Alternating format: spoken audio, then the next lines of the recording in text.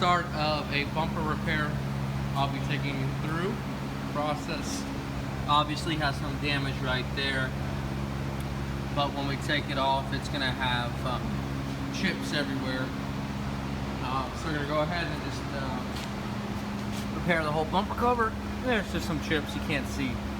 So I'll take you through the whole process, start to finish on this RC. Here's the RC bumper all off the car. It's got little sand, chips everywhere. It's been painted before actually, so we're gonna take it all the way down to plastic. So this is it once it's been sanded. We feathered anywhere where there was deep nicks. And I'm just gonna put some primer on it. Put this over here to help with the build up around the corners. Some primer and bleach that.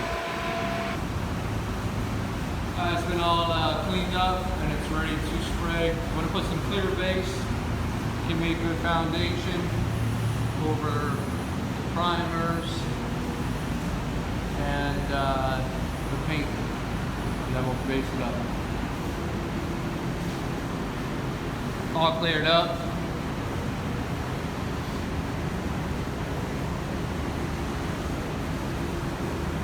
The WS400 really atomizes well.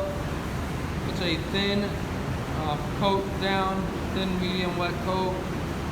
Just lays into the coat before, and it just really flows out really good. So I'm quite pleased. Look at that. Finished products, it's all good to go. Gabe, I'm recording, Poppy. I'm recording.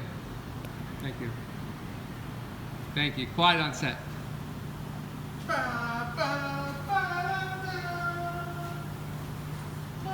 Anyways, this is the finished product.